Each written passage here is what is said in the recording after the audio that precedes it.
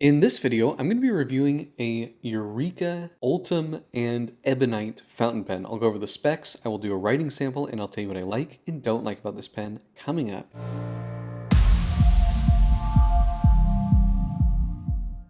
This is a Eureka fountain pen. This was kindly loaned to me by a friend who is a lot more in touch with what's new and interesting in the fountain pen world. I had never heard of this company. They are based in South Korea. They have a very interesting design philosophy. This type of pen isn't really my cup of tea. However, it is very nice, and looking at their website, they do some really cool pens. For some of their pens, like recycled, they call them recycled or secondhand nibs. Like, so you can have an Aurora nib or a platinum nib on a urushi lacquered body. I'll put some pictures up on the screen just of some of their past projects. I really like that. I would love to have an urushi pen that fits Aurora nibs. I think, recycling damaged pens, salvaging the nibs, making them right. Even with this Aurora nib, he did a unique plating on it. Just really cool. Now, this pen is, I would say, one of the more modern pens that they do, and their design philosophy is very interesting. It's their number one priority is durability. They want their pens to last a lifetime, and for that reason, they avoid exterior metal trim because they think it can be damaged. They think that the plating could wear out, which is, I suppose, all true. They also only like cartridge and converter pens. They think that the piston will wear out or vacuum seals will wear out, which is all true, and it will need to be disassembled. And so in that sense, you do have a durability issue there. They source all of their materials from Japan and Germany because they think those have the best quality. So from like a design philosophy standpoint, it's very interesting. I like how sort of pure it is. So let's walk through this particular pen. So this has a dodecagon Ultem cap, so it's faceted. I believe dodecagon is 12 sides, so it's faceted 12 sides, and then we have a natural ebonite body. If we look at the finial here, we can see the Eureka logo, which is a light bulb that is on and emitting light, it looks like. Nice little detail. This is the only indication that this is a Eureka pen in terms of markings. Now, it is a flat top. It will stand on the desk. The bottom is rounded, sort of a cigar shape here. I do believe that it tapers towards the end of the cap here, but it's a very subtle taper. There's also, because this is faceted and this part is round, you can feel the edge there, but they're really tight together. So, like, I think there really isn't much of a lip other than just the very edge of the facet there. This does taper slightly towards the tail. Let's see here. How can I figure out how many turns it is? Just uncap. Okay, that's half. A little bit less than one turn to uncap the pen. Now here is really the star of the show here. We have a very large, very comfortable Ultem grip section, which is fatter here and then tapers slowly before flaring out at the end. Really nice, comfortable grip section. Threads here are in ebonite, because this body is all ebonite. And then we have their titanium nib. So this is made out of German grade 5 titanium. It has a very unique shape. I really like the way that it looks. It definitely has, I don't want to say that it has a monarch-like design, but just the way that it wraps all the way around, it sort of has that Schaefer monarch style to it. However, the shape is very unusual. It's widest at the end of the nib here, and then it kind of pinches towards the middle before the breather hole, before flaring out, and then it sort of has this very long, pointy tip with very fine tines. Uh, I wouldn't say this is necessarily the best looking nib, but I love that it's different. I love how cool and unique it does actually look. Turning it over, we do have a Ultem feed here, and Interestingly, it's like blue looking underneath, and I'm getting a little bit of that on the top. Not sure why that is. I have a black ink in here, so it shouldn't be blue. Also, if we look close, there's no tipping on this nib, so it's just pure titanium on the paper. It feels relatively smooth. Now, one of the other interesting things about this pen, like I said before, is they don't like piston filling systems, so this has a refillable Ultem cartridge, and every time I unscrew it, I notice it's leaking a bit. These are screw on. I've tried unscrewing it and screwing it back on, and I always notice a little bit of ink in the pen, so I'm not sure what the deal is there exactly. We do have an O-ring here. I don't know if this could be eyedroppered. It's possible.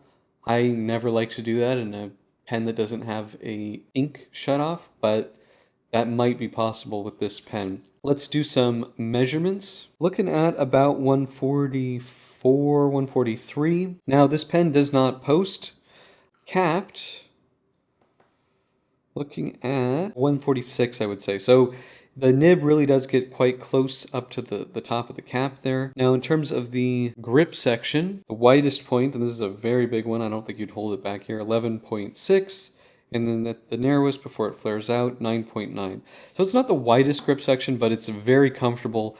You really have a nice long area to hold the pen, which I really appreciate. So looking at 18.4 grams uncapped, and that's how you're going to use it because it doesn't post, and then 25 with cap. Good weight to it. It feels solid. You know, everything feels like it's made out of solid materials because, of course, they are. This is a pen that's designed to last a lifetime. Very comfortable pen. So let's do some comparisons.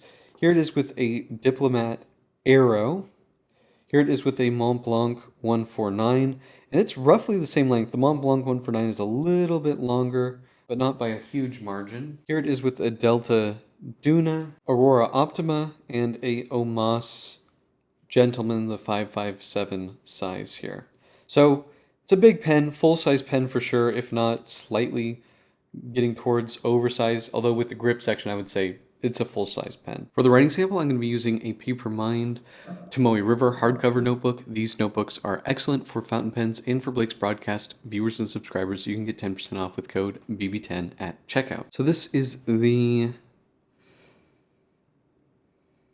Eureka Dodecagon Ultem and Ebonite. Names aren't too good here. Ebonite, I didn't spell Ebonite right, but that's okay. And this is Teranishi Guitar Antique Black, which is a really nice ink, a little bit dry, but very good color.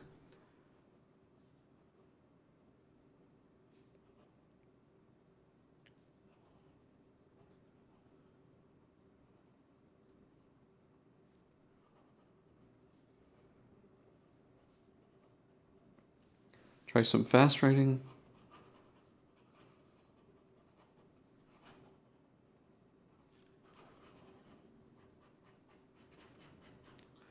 No performance issues. This nib is a really great writer. It has a nice precision feel to it that I really like.